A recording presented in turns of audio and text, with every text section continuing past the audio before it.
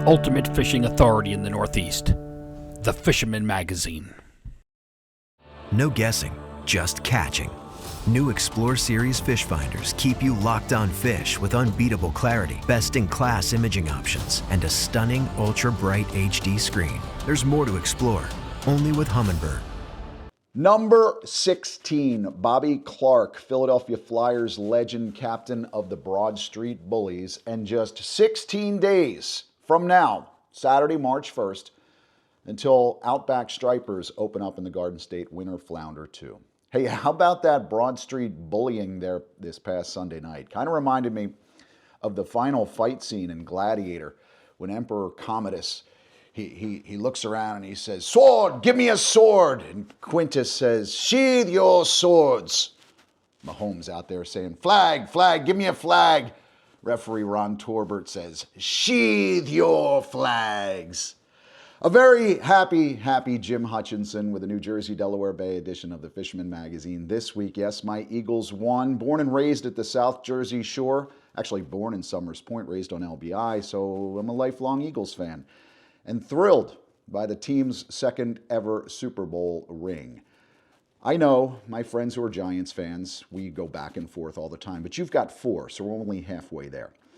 It's February 13th, 2025, the march down Broad Street, the Philly Super Bowl parade. It happens this Friday, Valentine's Day. No, I will not be there. And no, I will not be out on a romantic dinner with my wife because we're too busy this week. It's showtime. And with all that excitement in Philly this week, one great way to celebrate, you can wear your colors out to the Philadelphia Fishing Show at Oaks, PA. It's near Valley Forge. It's this Friday, Saturday, and Sunday.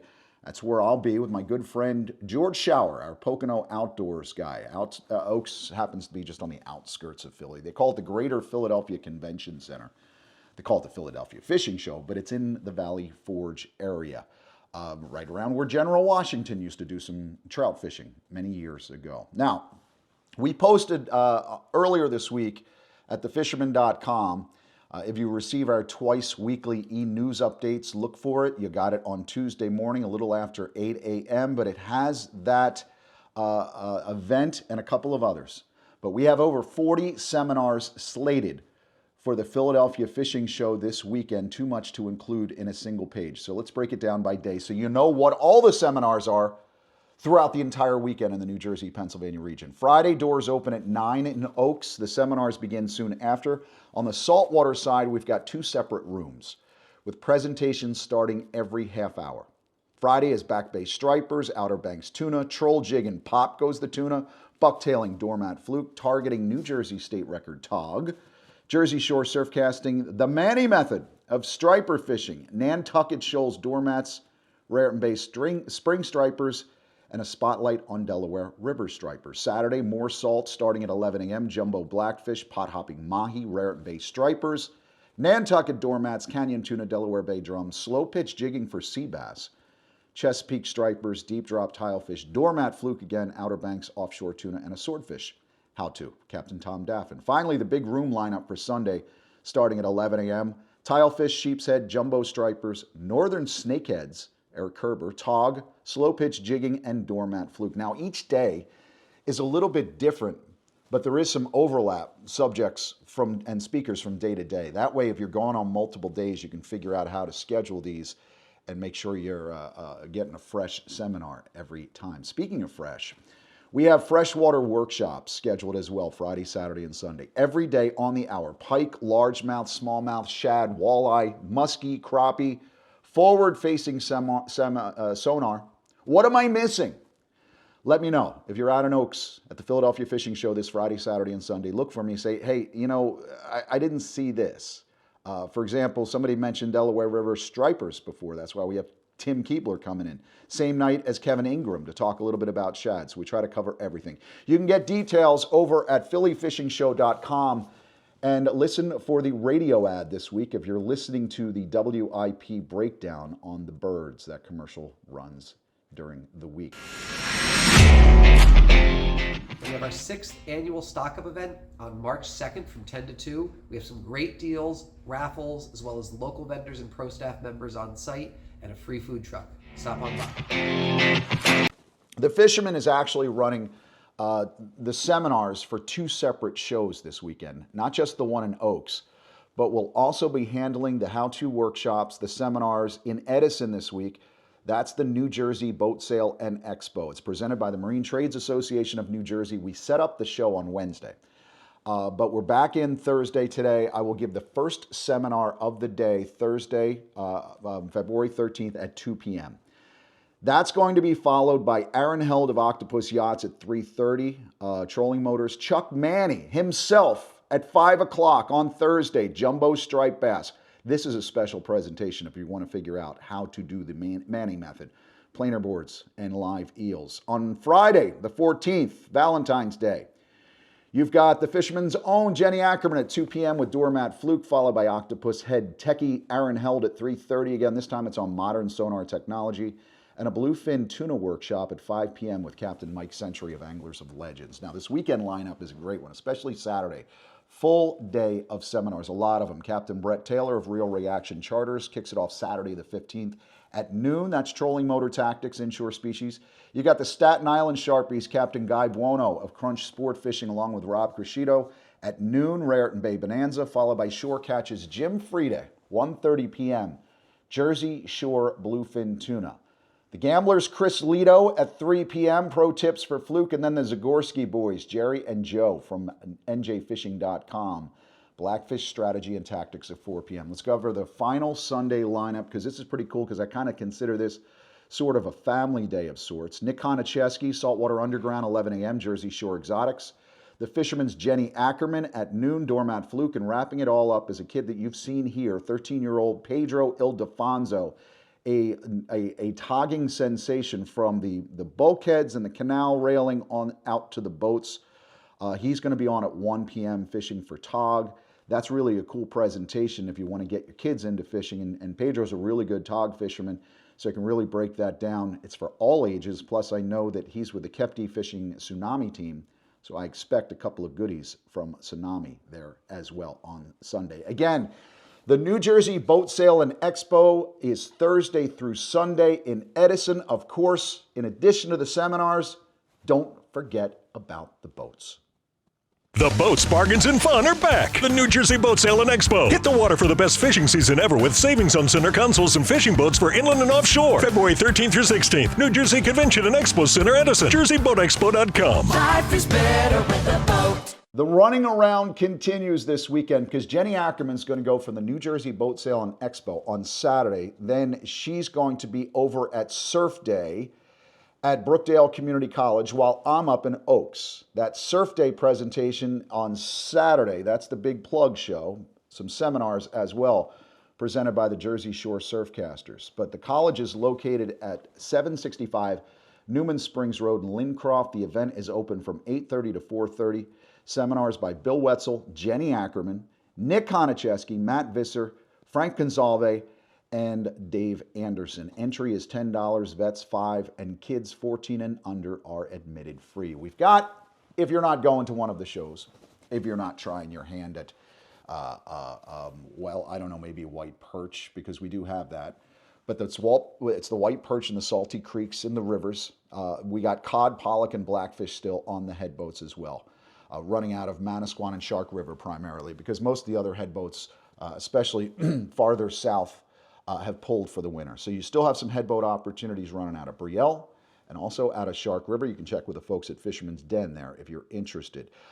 Joe from Fairfield Bait and Tackle. I spoke to him on Monday to get a freshwater rundown, because this is a time of year where if you don't get out into the trout fishery in the spring because you're all wrapped up in stripers, this is a great time of year when you have open water, because you're still those rainbows that were freshly stocked in the fall into the winter of 2024. Not a lot of pressure right now. Joe at Fairfield Bait and Tackle, he told me that's an option. He also mentioned that ice fishing conditions are still good. The problem, of course, is you had a heavy deposit of snow over the weekend. So when you have that snow on top of ice, people are overly cautious, and for good reason, because you don't know if that ice under the snow is in good shape.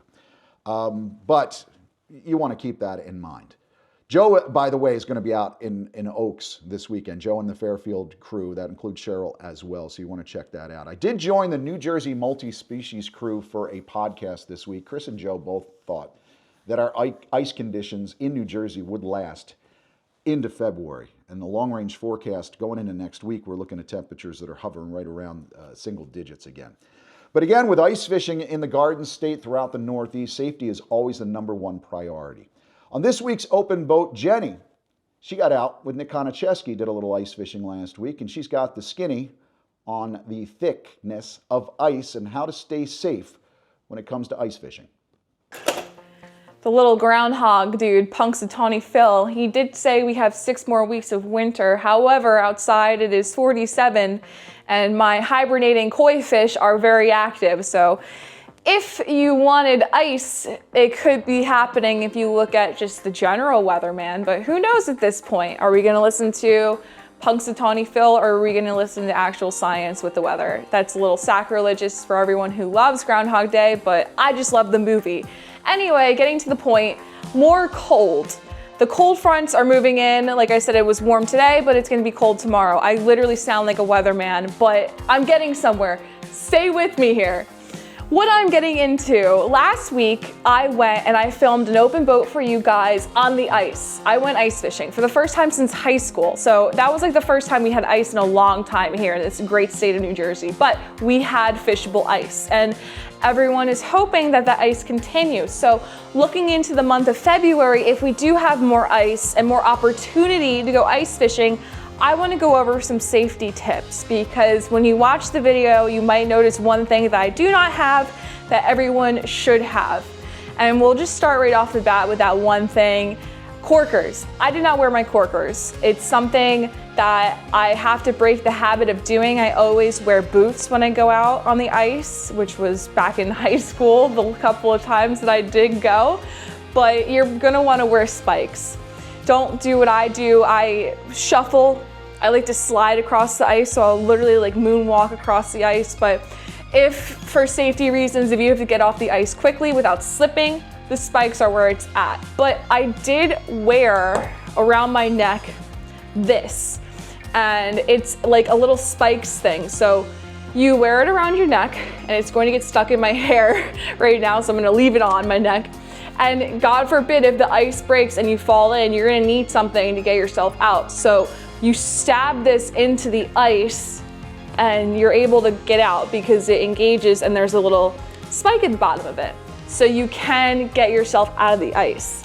Another thing that I heard from a lot of guys who've been ice fishing longer than I've been around is like using bring a giant tree branch out there and use that to cover ground better if you fall in, and a ton of different things like a rope. You can have a recovery rope tied to you and then tied to something on the shoreline to pull yourself out. But I don't even like thinking about if the ice breaks, but that's a safety factor that you have to take into consideration when you're jigging on the ice.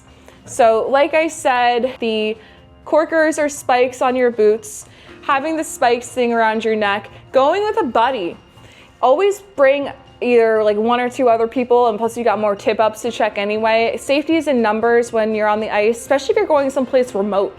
If you go somewhere by yourself, if you have to ice fish by yourself, tell someone where you're going just so they know in case they don't hear back from you, or if they don't get fishing pictures from you in a little while, they can, you know, maybe check in and send someone down there to make sure you're not a popsicle stick. But there's a lot of common sense safety factors. Another thing, like when I just went ice fishing, you trust your gut.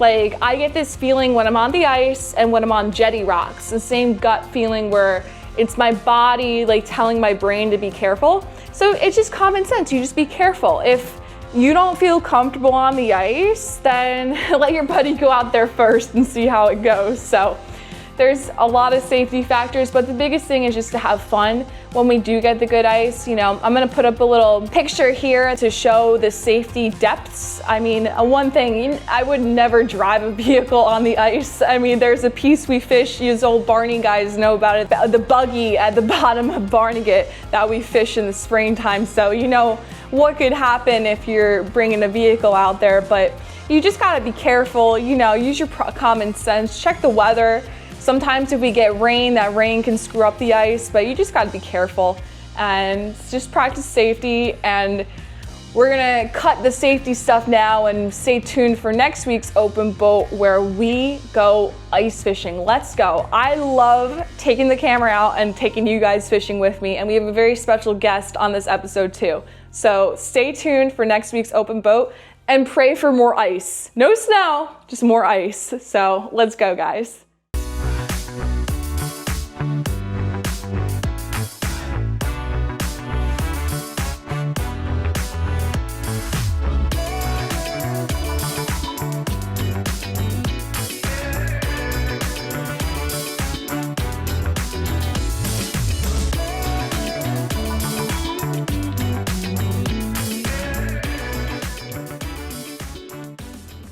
For a closer look at the hard water options in New Jersey and on out to the Poconos, let's check in with a guy who will be joining me all weekend long in Philly at the Philly Fishing Show, my friend George Schauer, the Pocono Outdoors Guy. Well, hey, thanks, Jim. Don't let all this sunshine fool you guys. You know, it's still wintertime. And I'll tell you what, next week, I think we're going to be back into those single digits. So we'll continue to build lots of ice as we go through the month of February. Now, I did spend a little bit of time on the hard water this past week out with my good friend and guide, Josh Taylor. Well, we were out in Beltsville, and one of the rare chances you actually get to drill a hole in the main lake. We got out there, actually found about 6-7 inches of ice. Again, super rare to fish this body of water. We spent probably a good half a day plus out there with nothing really to show for our efforts. We did chase a flag down, but actually lost on the way up. Josh did go out for a couple more hours afterwards and managed to get this small schoolie striper. But I'll tell you what, it's something when you're targeting these bigger fish. You don't always come up like you do with some of the panfish. A couple guys that were more successful, you look at Jen Wong, Chuck Manny, and Joe Santiago. Well, they were over in New Jersey drilling holes in that hard water, and they come up with what they called a perch fest. Some beautiful yellow perch there. Great job for the fry pan guys. Some really tasty treats there. Other things going on, Jim. You know, we got the shad season coming up. We'll really have to see how this cold, continued cold, is going to affect shad fishing, or at least an early start. You know, we usually look to catch the first few shad probably around mid-March. That's only a month away. So with water temperatures, you know, still cold and even colder weather coming, this could impact at least an early start to the shad season. So we'll see how that goes. We'll keep that for you right here. Guys, don't forget the Philly Fishing Show is this weekend. Jim and I will be down there. Jim has more details on that, but stop by and certainly see us. Guys, get out and get on them while we have this ice. From Pennsylvania, I'm George, your Pocono Outdoors Guy.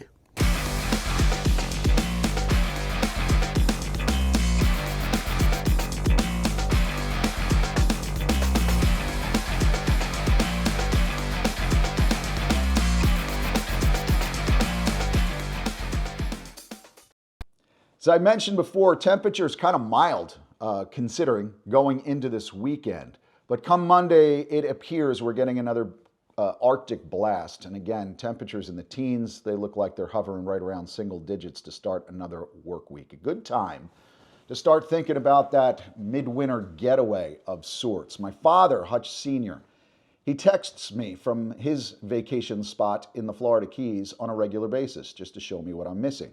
Every time the temperature dips to about single digits, he says, hey, look at this, it's 70 down here. Great, a little rubbing salt in the wound.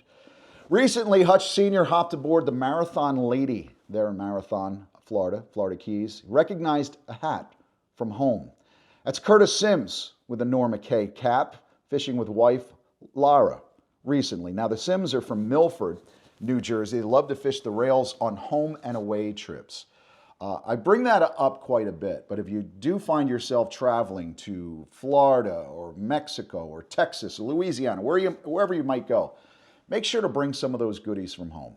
The hats, the sweatshirts, from wear your home colors, wear your colors, because that prompts a lot of conversations with people. I've had more than a few experiences talking with friends and with myself where just wearing a sweatshirt from a home tackle shop gets you into a conversation someplace in a bar or a restaurant, and next thing you know, you're fishing with somebody you've never met. Something to consider whether you're going to the Florida Keys, Costa Rica, perhaps even down into Panama. In the famed waters of Panama awaits a fishing experience like no other. Tropic Star Lodge welcomes anglers to get in on world-famous fishing action. Plan your perfect trip today. Tropic Star Lodge, the ultimate in fishing adventures for more than 60 years. That, of course, is Eileen Grant on the cover of the February edition of the Fisherman Magazine. 12-pound tog caught and released while fishing the Shrewsbury Rocks with her husband, Eddie, at the end of 2024. Those tog are not necessarily going to be at the Shrewsbury Rocks with the colder water. That's when they push deeper offshore. That's why it's best to hop aboard a headboat. Check out the glossy section of that February edition, though. Page 8 is a rod building piece by Mike Garone. Our electronics guide is packed with new high-tech gear. That's on page 24. It's written by Captain John Raguso. Page 18, my update on the Northeast striped bass study and the sat tagging of striped bass. Inside the New Jersey edition, where you dig farther into the middle, my full write-up on the ASMFC decision on striped bass back on December 16th. Our regular plug building series continues with Dave Anderson, the Howdy, the hunt for South Jersey largemouth with Bruce Litton, another BDV viewer how-to with Wayne Young, and Nick Simeoli's spotlight on Hymar, turning 65 years this week. Now, if you want a free copy of the Fisherman Magazine, join us this week, obviously. Thursday, Friday, Saturday, Sunday in Edison, Saturday at Surf Day, and I'll be out Friday, Saturday, and Sunday and at the Philadelphia Fishing Show in Oaks. Don't forget, we will have our Danco pliers. So when you come out and get a subscription, whether it's new or renewing, you're going to walk out of that show with a set of beautiful Danco pliers. These things are great as soon as you get your hands on them. But we do have a limited supply because they're moving fast. So what we expect is the first 160 subscribers at the New Jersey Boat Sale and Expo, the first 60 in Lincroft, and I'm bringing 250 sets of Danco pliers to Philadelphia. So come see us as early as possible. When you walk through the show doors, tell the folks you're with, hey, I got to go over to the Fisherman booth first. Got to get those Danco pliers. Fantastic gift.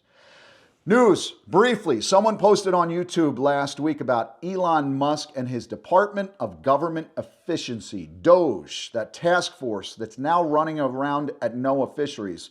Although I don't know what all this stuff will mean in the future, and to the best of my knowledge, they were only there for a day. They've been gutting everything else, but they're only there for a day. But I did see where a couple of California legislators warned that Musk and DOGE were, quote, gaining unfettered access to Americans' private information and gutting programs people depend on there inside NOAA Fisheries.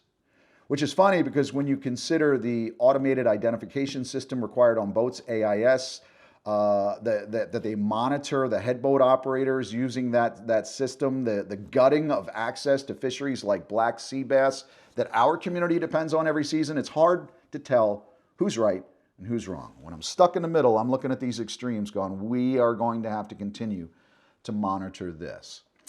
Do you know this is my 520th consecutive weekly video fishing forecast since returning to the Fisherman Magazine on February 9th, 2015? Yeah, I left the Fisherman for about 6 years for a short stint in politics and advocacy, which is what trained me to continue to follow along with all this nonsense and the fish sausage stuffing. But I have not missed a single video in 10 years. I've done them in Costa Rica, Mexico, airports, offshore, in the mountains, along the streams, once on Bourbon Street, and even in the throes of COVID.